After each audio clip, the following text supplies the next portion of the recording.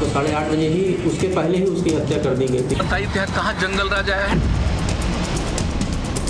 अपराध और भ्रष्टाचार पर सरकार लाचार और बेबस है। लगातार रोज घटनाएं हो रही है। अब तो कोई एक घटना का जिक्र करना बेमानी है। कानून जितना भी तगड़ा बना लीजिए, कहीं न कहीं अपराधी या असामाजिक तत्व लोग ऐसे होते हैं, गड़बड़ करते रहते हैं। 12 साल के तुषार की हत्या कर दी गई। अपहरण के महज 1.5 घंटे के बाद परिजनों में कोहराम मचा है। माता पिता का रो रो कर बुरा हाल हो गया है। 6 बहनों के बीच सिर्फ एक छोटा भाई था, बड़ा लाडला, जो कहता वही होता, जो मांगता वो मिल जाता। बड़ी मन्नतों के बाद तुषार का जन्म हुआ था। अपने लाडले के लिए परिवार वालों ने कई सपने देखे थे, लेकिन आज वो सारे सपने टूट गए हैं। 12 साल का मासूम अब इस दुनिया में नहीं है। उसकी हत्या करने वाला एक शिक्षक है, वही शिक्षक जिसने कभी उसे पढ़ाया था। आरोपी पर जब 40 लाख का कर्ज हुआ तो पैसे के लिए उसने तुषार की बलि चढ़ा दी। दानापुर के बीटा में 16 मार्च को तुषार की किडनैपिंग हुई। मुख्य आरोपी मुकेश कुमार तुषार को पहले से जानता था। वारदात वाले दिन उसने कॉल कर तुषार को मिलने बुलाया। 1 घंटे के बाद ही गला दबाकर उसकी हत्या कर दी।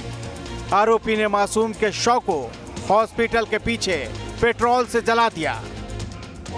पूरे मामले में एक सीसीटीवी फुटेज भी पुलिस को मिली, जिसमें शव को जलाया जा रहा है।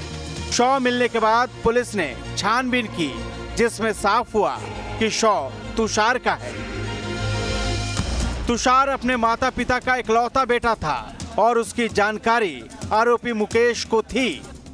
लिहाजा उसे पता था कि अगर उसने पैसों की मांग की तो उसे मिल जाएगा। इसलिए उसने तुषार का अपहरण किया और फिरौती मांगी।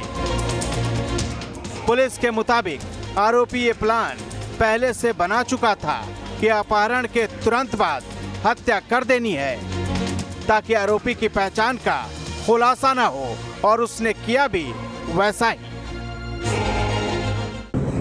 रात को 8:30 बजे ही, उसके पहले ही उसकी हत्या कर दी गई थी, क्योंकि जो सीसीटीवी में आग जलने की स्थान दिख रहा है, जहाँ से बाद में शव बरामद हुआ है। और उसके बाद जो है वहाँ से ये आया था वापस, जहाँ ये लॉज में रह रहा था। फिर जो है नेक्स्ट डे फिर गया वहाँ जहाँ शव जला हुआ था, वहाँ उसने फिर शव में दोबारा उसको जलाया।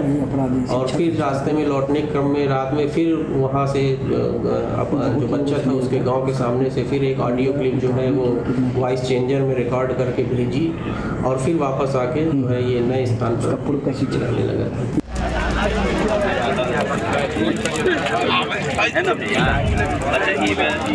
हत्या का खुलासा होते ही दानापुर की सड़कों पर संग्राम शुरू हो गया। मासूम की हत्या से गुस्साए लोगों ने बीटा पटना मुख्य मार्ग और बीटा सरमेरा रोड को जाम कर दिया। आक्रोशित भीड़ ने सड़कों पर आगजनी भी की। हालांकि 5 घंटे बाद पुलिस ने लोगों को समझा बुझाकर जाम खुलवाया। आक्रोशित लोग आरोपी को फांसी देने की मांग कर रहे थे। इस मामले की गूंज सड़क से लेकर सदन तक सुनाई दी, जहां विपक्ष ने हत्या और प्रदेश की कानून व्यवस्था को लेकर जमकर सरकार को घेरा। अपराध और भ्रष्टाचार पर सरकार लाचार और बेबस है। क्यों मौन है सरकार? आज तुषार का अपहरण करके हत्या हुआ, उस पर भी सरकार का जवाब नहीं आया। सरकार के पक्ष के लोगों के द्वारा बिल्डर से रंगदारी 2 करोड़ की मांगी गई, सरकार का उस पर भी जवाब नहीं आना। हम लोग तो महागठबंधन की सरकार जब सत्ता में आई उस समय से ही हम लोग लगातार कर रहे हैं कि सरकार को कानून व्यवस्था की बिल्कुल चिंता नहीं है। लगातार रोज घटनाएं हो रही है। अब तो कोई एक घटना का जिक्र करना बेमानी है। मैं तो इस पे बराबर कहा हूँ कि सरकार जहाँ भी चली है, जहाँ भी आप देखें देश दुनिया में जहाँ जाइएगा, कानून जितना भी तगड़ा बना लीजिए, कहीं न कहीं अपराधी या असामाजिक तत्व लोग ऐसे होते हैं, गड़बड़ करते रहते हैं। लेकिन मेरी सरकार उनको छोड़ती नहीं है। बिहार में कानून का राज स्थापित है और कानून के हिसाब से कार्रवाई होती है। और बिहार में कोई अपराधी बचता नहीं है, चाहे कितने बड़े क्यों नहीं व्यक्ति हों, कितने प्रभावशाली व्यक्ति क्यों नहीं हों। बिहार में बीते कुछ दिनों से अपहरण की वारदात जिस तरह से बढ़ी है, उससे बिहार में अपहरण अब अपराध कम, उद्योग ज्यादा लग रहा है। रोजगार के लिए उद्योग लगे या ना लगे, अपहरण उद्योग इन दिनों खूब फल फूल रहा है। बदमाशों के हौसले इस कदर बुलंद हैं कि उन्हें ना तो शासन का डर है और ना ही प्रशासन का खौफ। दिन दहाड़े किडनैपिंग की वारदातों को अंजाम दिया जाता है और पुलिस हाथ पर हाथ धरे बैठी रहती है। बात करें शासन की तो सियासत से फुर्सत मिले तो कानून व्यवस्था पर भी ध्यान दे दें। पटना से विकास कुमार के साथ bureau report, news state, Bihar Jharkhand.